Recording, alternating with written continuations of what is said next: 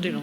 Bon, Monsieur Doufi, d'abord, écoutez, merci. Oui, je vous confirme que nous sommes aussi attachés que vous aux centres sociaux et que nous avons apprécié fortement ce qu'ils ont fait pendant la crise du Covid, sur les distributions alimentaires, sur la médiation numérique, sur l'accompagnement individuel de ceux qui étaient isolés. Et avec Eddy Jacquemart et avec Charlotte Brun, puisque nous réunissons régulièrement ensemble la conférence des présidents et directeurs des centres sociaux et des maisons de quartier, nous leur avons dit plus d'une fois notre reconnaissance pour avoir fait ce travail-là. Il a manqué parfois des services publics qui soient restés ouverts. Eux l'ont fait autant qu'il a été possible de le faire dans les conditions sanitaires. Et il faut franchement les saluer.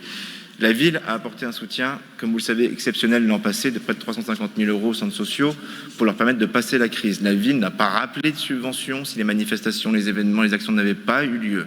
Et je vous rassure sur un point, la situation aujourd'hui financière et budgétaire des centres sociaux est bonne.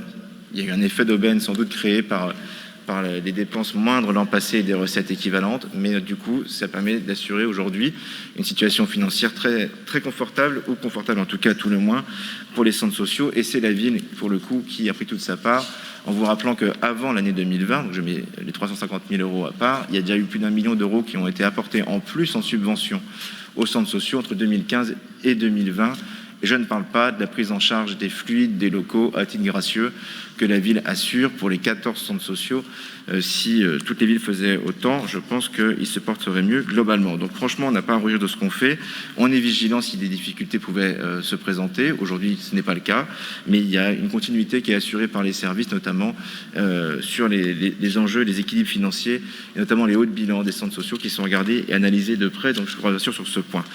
Vous m'avez parlé, et j'ai vu que vous y avez mis beaucoup d'âme, sur la question du centre social Marcel Bertrand. Je les ai vus à 3 reprises sur cette question des locaux.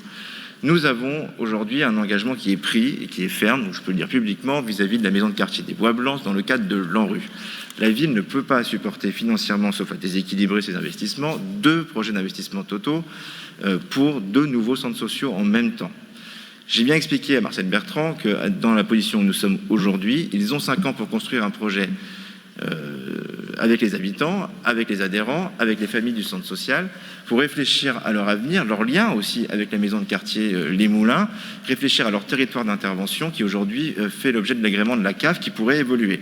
Donc il y a matière, je pense, à travailler. Aujourd'hui, l'installation dans les locaux de Saint-Exupéry est plus que de qualité. Nous allons même refaire quelques investissements sur le bâtiment, anciennement bâtiment de logement de fonction, pour les locaux administratifs.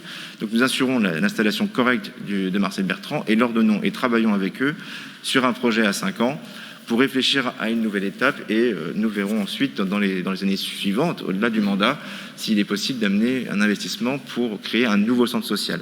Mais il n'y a rien à précipiter. La priorité aujourd'hui, elle est évidemment pour la maison de quartier des Bois Blancs, dans le cadre de l'ANRU aux aviateurs. Voilà. Merci beaucoup pour la clarté de cette réponse. Je passe